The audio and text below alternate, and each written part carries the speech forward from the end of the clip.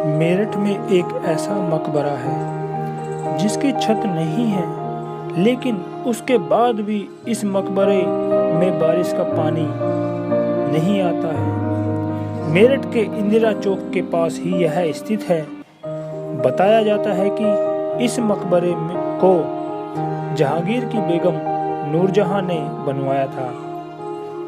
इसे नूरजहां ने अपने इस्लामिक धर्म गुरु शाहपीर के लिए बनवाया था। इन इस्लामिक धर्मगुरु का पूरा नाम शाहपीर रहमतुल्लाह था।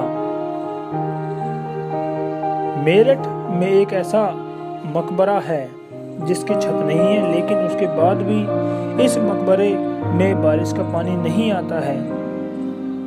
मेरठ के इंदिरा चौक के पास ही यह स्थित है। इन इस्लामिक धर्मगुरु का पूरा नाम शाहपीर रहमतुल्लाह था। ऐसा बताया जाता है कि ईरान से आए थे पूर्वज। शाहपीर का जन्म रमजान की पहली तारीख को 1557 ईस्वी में मेरठ के शाहपीर गेट पर हुआ था।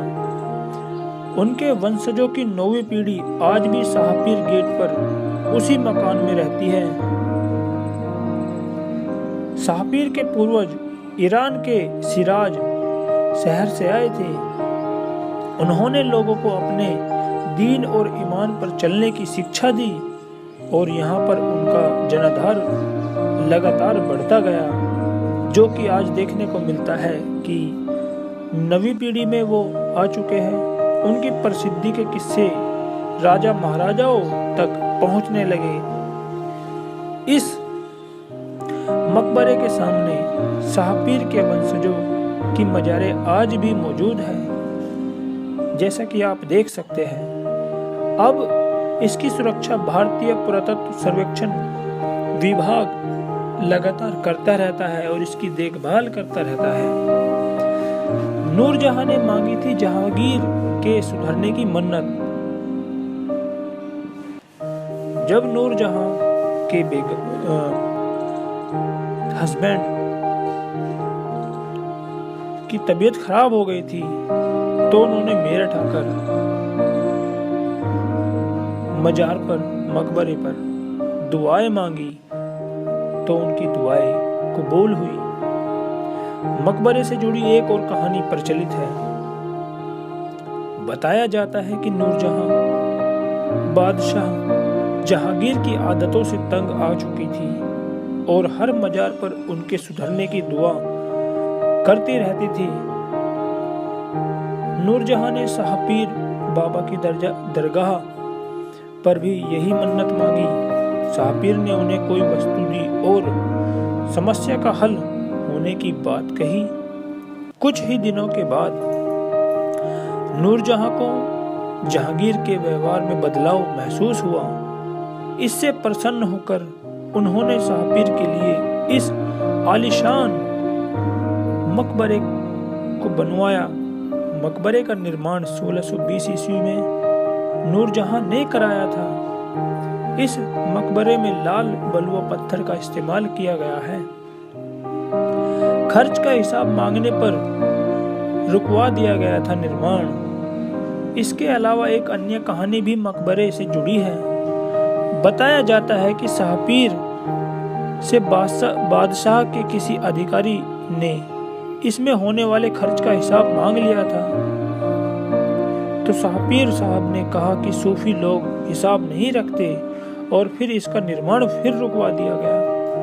एक अन्य कथा भी प्रचलित है कि इस मकबरे का निर्माण फरिश्ते कर रहे थे और रात के 2 बजे के आसपास एक बुढ़िया चक्री चलाने लगी और फरिश्ते समझे कि सुबह हो गई है।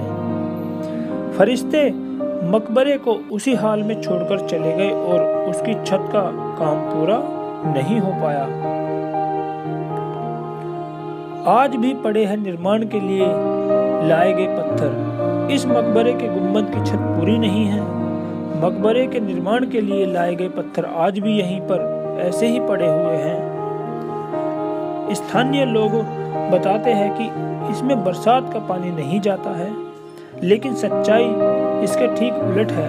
मेरठ के जिला संग्रहालय के मनोज गौतम के अनुसार बरसात अधिकतर तेज हवा के साथ होती है और वहाँ खुले गुंबद से अंदर नहीं जा पाती है। लेकिन जब बरसात बगैर हवा के होती है तो इसमें बरसात का पानी जाता है। मनोज कहते हैं कि मकबरे के भीतर की दीवारें पर कई चीजें देखी जा सकती है। इससे जाहिर है कि पानी आने के बाद ही ये कोई यहाँ जमी होगी।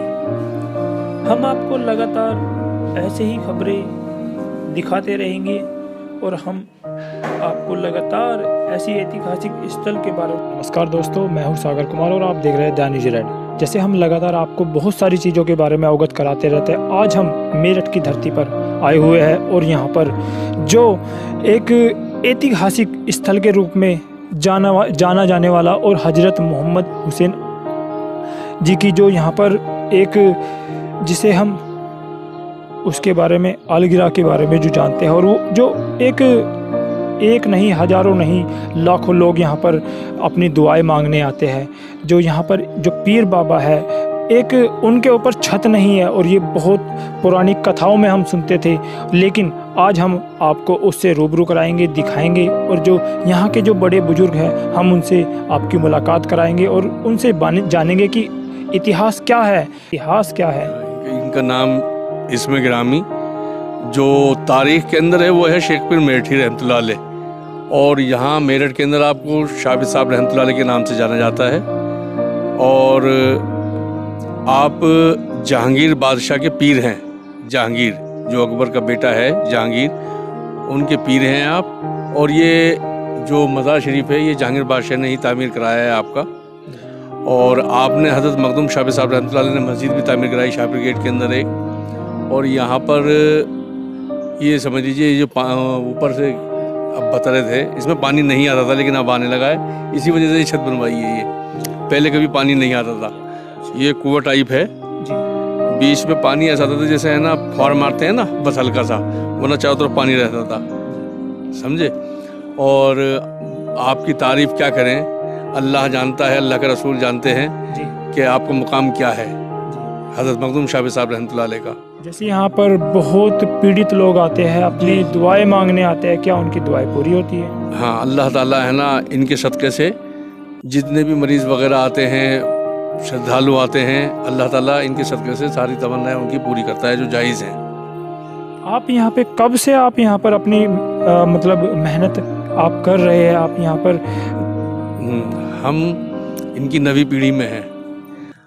आपने तो शादी की नहीं, आपके भाई जो बारादरी में हैं ये, इनसे है ना हमारी इनसे औलाद चली है आपकी।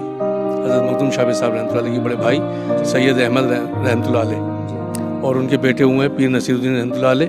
फिर ये पीढ़ी दर पीढ़ी आज तक हम करते हुए आ रहे हैं। यहाँ पर सज्जादा नशीन की जो है गद्दी नशीनी ये आल दर आल चलती हुई आ रही है। और जितना भी ये पूरा एरिया है इसमें आज भी ज़मींदारा हमारा ही कायम है और ये वक्फ नहीं है, ये अपना है नहीं जी, ये आपका अपना है नहीं जी। और यहाँ पर आते हैं, दुआएं मांगने आते हैं, जो जायज़ मुरादें होती हैं अल्लाह ताला इनके सदक़े से पूरी हो जाती है।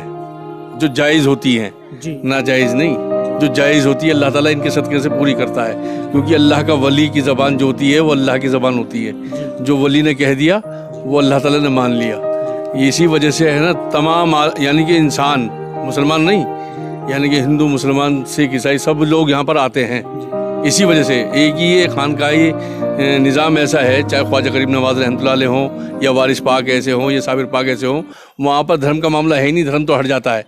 ये सबकी दरबार है, सभी आ सकते हैं यहाँ पर और अल्लाह ताला इनके सदक़े से सबकी मुराद पूरी करता है।